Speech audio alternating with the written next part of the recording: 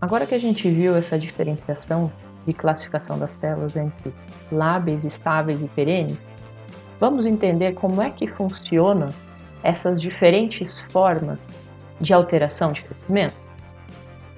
Primeiro, que a gente mais vê, que a gente mais conhece, são as alterações de volume celular. Então, o que significa mudar o volume? Significa que o tamanho da célula é que vai mudar. O termo mais famoso, acho que a gente fala como um todo, as pessoas leigas conhecem, é hipertrofia. Sempre lembrar de compreender os termos pelos seus radicais, pelos seus prefixos e sufixos, né? Então, hiper, muito, trofos, crescimento. Hipertrofia é um aumento de crescimento da célula. Eu tenho esse aumento, essa hipertrofia, geralmente, muitas vezes, relacionados ao aumento de demanda. Esse exemplo daqui, dessa imagem, eu tenho um miócito normal, então eu tenho uma célula muscular, cito, célula miomúsculo. Uma célula muscular de tamanho normal, seu núcleo, essas linhas são as suas fibras, né, as suas proteínas contráteis. E esse exemplo aqui embaixo é a foto de um coração. A gente tirou a parte de cima, tá vendo as cavidades dos ventrículos, aqui isso que está escuro no centro seria o interior do ventrículo. Isso que está bem vermelho aqui, ressaltado por uma coloração específica, são as fibras musculares, né, o miocárdio. E ele visivelmente, essa imagem aqui do lado esquerdo do monitor, está diferente do que é o lado direito. Quando eu tenho um aumento de carga, essa célula aqui, esse miócito, não vai se multiplicar, ele vai aumentar de tamanho, ele vai hipertrofiar. A hipertrofia mais comum é aquela que você quer obter lá na academia de musculação. Quando a pessoa vai para a academia, né, para musculação, a maioria das vezes o que ela quer é aumentar músculo, criar massa magra, os homens ficarem maiores, as mulheres ficarem bem definidas, né? Mulher geralmente quer perder gordura também, mas também quer hipertrofia, quer aumentar músculo. Esse é um efeito causado nessas células musculares porque justamente os miócitos não têm uma capacidade de multiplicação tão boa. São células estáveis. São células que não se multiplicam, não têm um índice mitótico alto. Tá? Dessa forma, quando se faz um estímulo de aumento de carga, você passa a ter uma compensação estrutural no interior da célula para suportar este aumento de carga. Na musculação, o que você obtém de benefício? Esse miócito vai aumentar de tamanho, vai ter mais fibras contráteis, vai ter mais proteína que permite a contração do músculo e, consequentemente, melhora a força desse músculo aí dos membros e tal, músculos estruturais, né? Músculos esqueléticos. Qual que é o problema aqui que está apresentado? Aqui eu tenho hipertrofia de parede ventricular. Dá uma olhada no tamanho desse ventrículo, dá uma olhada no tamanho desses ventrículos aqui. Então, esse lado que é maior é o lado esquerdo do coração, que manda sangue para a circulação sistêmica. Lembre-se sempre que eu consigo saber isso porque o tamanho do miocárdio, a espessura do miocárdio do lado esquerdo é muito maior, ele tem que contrair de forma muito mais forte do que o lado direito do coração, que manda o sangue só para os pulmões e dos pulmões já retorna ao coração. Então, nesse momento que eu estou tendo esse aumento aqui de tamanho de célula, eu tenho um tamanho do coração aumentado também. E nesse caso aqui, eu não tenho uma melhora de função. Eu tenho primeiro uma adaptação, a gente está falando em adaptações celulares. Eu vou ter primeiramente uma adaptação, esse corpo está sofrendo algum aumento de demanda. Qual é o aumento de demanda para o coração? Geralmente é um aumento, por exemplo, da pressão arterial sistêmica. A hipertensão. A pessoa tem hipertensão, é como se eu tivesse maior resistência para o sangue sair do coração em direção ao corpo, né? Principalmente pensando ao corpo. Então, essa hipertensão é como se o vaso sanguíneo, ao invés de ser de um tamanho grande, está apertado, não me permite essa elasticidade, né?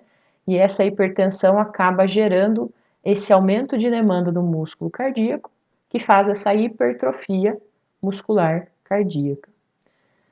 No começo é uma adaptação que dá certo.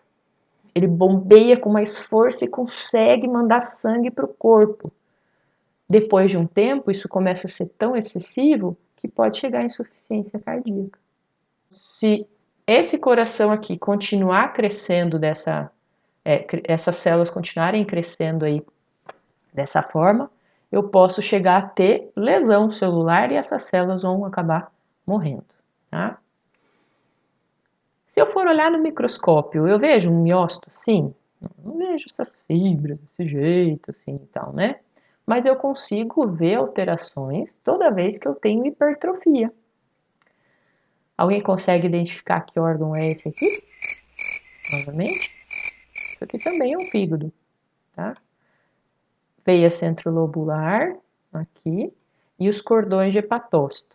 Professora, mas esse negócio não está tão organizado igual aquela imagem que você tinha mostrado. Não está mesmo. O que acontece? A partir do momento que eu tenho o aumento do tamanho da célula, significa que ele aumentou os seus constituintes, as suas proteínas, principalmente, né, os seus constituintes proteicos, aumenta a quantidade de organelas. A demanda está aumentada, eu preciso fazer essa célula conseguir aguentar a função dela normal. Isso tudo justamente para aumentar as funções celulares. Consequentemente, se eu tenho esse aumento da célula, eu tenho uma impressão, quando eu olho no microscópio óptico, de que diminuíram o número de núcleos. Não é que as células foram embora, não é que diminuiu a quantidade, a proporção de núcleos, é que esses núcleos simplesmente, o citoplasma dessas células está ocupando um espaço maior, então esses núcleos passaram a ter um espaçamento maior. Ó, se a gente olhar aqui, nessa área eu tenho uma área normal. A proporção aqui é o cordão chegando até a veia centrolobular. Eu tenho uma proporção adequada de núcleos, a proporção esperada de núcleos para um fígado, para uma lâmina de fígado. E nesses outros pontos aqui, eu estou tendo hipertrofia das células. Não é que o número de núcleos diminuiu, é que simplesmente eles estão mais afastados pelo tamanho das células em si, tá? Tamanho das células individualmente. Consequentemente, se eu tenho um citoplasma maior, com maior quantidade de proteínas, etc., ele acaba ficando com uma aparência de mais pálido. Dilui-se esse órgão como um todo aqui, ó. Ao invés de ele ter uma aparência mais escurinha pela densidade de núcleos presentes, ele passa a ter uma aparência de citoplasma mais claro. E o citoplasma individualmente também acaba ficando mais claro, ele está mais espalhado, né? Então, no microscópio óptico, o que eu vejo é uma aparente diminuição de núcleos, além de um citoplasma mais pálido. Se eu for olhar essa mesma célula, uma célula individualmente, no microscópio eletrônico, né, está disponível em poucas instituições do Brasil, nós temos uma característica de aumento do retículo endoplasmático nessa célula. Então, essa aqui seria um hepatócito normal, núcleo com a sua cromatina, suas organelas citoplasmáticas, e veja aqui nessa região ao redor do núcleo, é sempre onde eu tenho o retículo endoplasmático rugoso, né? Ele está exportando aí o RNA mensageiro do núcleo e vai ser processado na maquinaria celular. Para esse processamento, eu preciso do retículo endoplasmático. Nesse lado aqui, que é um hepatócito hipertrofiado, eu tenho um aumento da célula em si, porque eu tenho um aumento das proteínas, inclusive das organelas. Essa rede aqui, bem, né, parece um monte de caminhozinho, é o retículo endoplasmático que aumentou em quantidade. Compara esta imagem, esse canto aqui, esse aumento, com essa área aqui, tá? Então, o que eu consigo ver nessa célula me leva a entender a funcionalidade dessa célula que está hipertrofiada. Se eu tenho mais retículo endoplasmático, eu tenho mais capacidade da célula produzir aquilo que ela precisa. seja para o próprio consumo ou para o seu produto de exportação, vamos dizer assim, já que o retículo endoplasmático está aí envolvido nesse processo de metabolismo celular.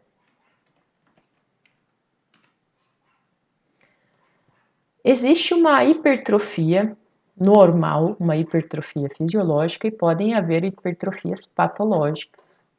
A hipertrofia fisiológica é fácil da gente entender. O aumento da demanda funcional, o aumento da exigência naquele músculo, por exemplo, no músculo, né, pode fazer com que essas células aumentem de tamanho. Isso porque essas células têm pouca capacidade de divisão. Células que não se dividem com facilidade, primeiramente aumentam de tamanho. Aumentar o número de células depende de células que se proliferam de forma mais rápida. Esse aumento de demanda funcional pode ser então fisiológico, né? Vou fazer hipertrofia muscular, desenvolver músculos em decorrência do aumento do uso, né, desse músculo, assim como eu posso ter um aumento patológico quando, por exemplo, aumenta a demanda do coração. O coração tem uma estrutura adequada para funcionar. Aumentar a quantidade de músculo não significa melhorar a sua função. A hipertrofia fisiológica pode acontecer em decorrência de hormônios, por exemplo, na gestação. Essa imagem maior aqui é um útero gravídico, um útero que foi removido no parto por hemorragia. Olha o tamanho dele comparado a um útero que não está gestando. Da mesma forma, eu posso olhar a microscopia óptica. Veja, ó, a proporção de núcleos. Cadê os núcleos? Pouquinhos aqui, né? Clarinhos e tal, menos, bem menor quantidade do que na figura B. E isso acontece não porque diminuíram as quantidades de núcleos, mas porque as células aumentaram de tamanho. Lembrar então que o útero é músculo liso, também não tem uma capacidade de proliferação adequada, uma baixa taxa de proliferação. E a cor do tecido no microscópio óptico também parece mais claro do que seria de um tecido normal. Essa resposta aqui a hormônios, estou falando fisiológica, que acontece numa gestação, mas pode ser também patológica. Se houver uma produção de hormônios fora do padrão normal, pode acontecer essa hipertrofia.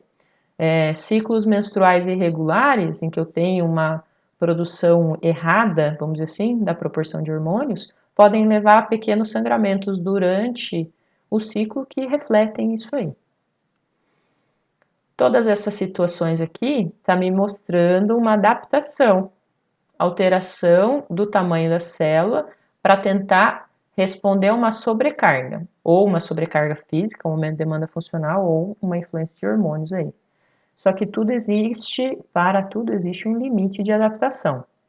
A partir do momento que se atingiu esse limite, principalmente pensando aí no miocárdio, quando a gente está falando da hipertrofia patológica, você tem essa hipertrofia das células e chega uma hora que não resolve mais. E a demanda é tão grande que pode lesionar as células musculares, pode quebrar essas células, pode causar lise. E essa perda desses elementos contráteis, levando a tal da insuficiência que eu falei antes para vocês. Não tenho muita célula, tenho a mesma quantidade de célula, estava aumentada, tinha mais fibra contrátil muscular. A partir do momento que eu perco essas fibras contráteis musculares, eu perco a função desse miócito, dessa célula de contração. O contrário da hipertrofia vai ser a atrofia. Atrofia é diminuir de tamanho, certo? Alguns livros preferem o termo hipotrofia, porque é diminuição do tamanho. E A seria negação, seria 100% não. A atrofia, então, pode estar relacionada tanto à diminuição do tamanho, quanto também ao número, tá? Primeiramente diminui o tamanho dessas células e depois pode chegar a ter apoptose, né? Uma indução da morte dessas células porque elas não são mais utilizadas. Essa diminuição aqui de tamanho acaba refletindo em estrutura funcional. Por que tem essa diminuição de tamanho? Geralmente diminui o metabolismo, e diminui o metabolismo porque Eu posso diminuir a demanda, ou posso diminuir a demanda desse órgão, ou posso diminuir o estímulo para esse órgão. O que vai acontecer na célula? O miócito não cresceu de tamanho porque teve aumento da demanda, então eu tive um estímulo mecânico para fazer o miócito crescer. Crescer como? Produzir mais fibras musculares, mais proteínas contráteis no interior dessa célula. A partir do momento que eu não tenho mais esse estímulo mecânico, você deixou de ir na musculação, essa célula não tem mais a mesma demanda, diminui-se o seu metabolismo e com isso, primeiro, diminui a síntese de novas proteínas contráteis e, inclusive, temos o aumento da degradação dessas estruturas que já tinham sido formadas, estruturas celulares, principalmente pensando em estruturas proteicas. No caso do miócito, vai degradar essas proteínas contráteis que tem além do necessário para manter o estado de homeostase desse momento. Essa diminuição do tamanho celular pode acontecer por inúmeras causas. Uma bem popular é a desnervação. O nervo é que faz com que o músculo faça a sua contração muscular. Então veja que a perna desse rapaz bonitão, que em cima é todo musculoso, a perna dele é fininha. Por quê? Porque ele não tem mais inervação até essa região das pernas, por isso ele é paraplégico, não caminha, e consequentemente esse músculo atrofia. A parte de cima está ao contrário, a parte de cima está hipertrofiada. Por quê? Porque ele aumentou ainda mais a demanda. Consequentemente, de não poder usar as pernas, a pessoa precisa usar os braços para se levantar de um lado para o outro, para se movimentar pela cadeira. E isso acaba proporcionando uma hipertrofia nesse local. E lógico, esse aqui é um cara que é canoísta, então ele tem os braços ainda mais fortes. É atleta para ser nesse nível, né? A gente tem também a atrofia ou hipotrofia por desuso, que é o que acontece quando a gente usa tala de gesso. A tala de gesso é usada só pelo tempo necessário para o osso voltar a se conectar, ossificar novamente na posição adequada, e ela é removida assim que possível. Justamente porque a gente começa a ter essa perda de células com uma composição boa e pode levar depois à degradação também, se permanecer imobilizado por muito tempo. Por isso que pessoas, por exemplo, acamadas, muitas vezes elas conseguem caminhar, mas se ela ficar na cama por algum outro motivo, por exemplo, teve uma fratura, o músculo atrofia muito. E depois, para voltar ao normal, é todo um procedimento de fisioterapia bem cansativo. A hipotrofia ou atrofia pode ser gerada por nutrição inadequada. Se a pessoa não tem a quantidade de nutrientes, não ingere a quantidade de nutrientes de forma adequada, ela passa a consumir suas próprias reservas. Primeiro consome as suas reservas do formato de carboidrato, que é o nosso glicogênio. A partir do momento que eu não tenho mais essas reservas, começa a consumir gordura. E a partir do momento que consumiu a gordura, a próxima fonte de energia para um organismo que não recebe isso externamente são os próprios músculos. Então, essa aqui é a que a gente chama de marasmo ou inanição, né? Você ter um consumo de fibras musculares. Essas pessoas não são magras assim simplesmente porque não tem gordura nenhuma. Elas começam a ficar cada vez mais magras porque elas vão perdendo massa muscular.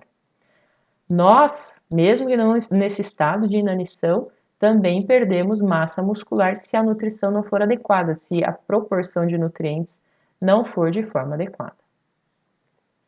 Aí temos influências externas, não apenas de uso como de nutrição, como de suprimento sanguíneo.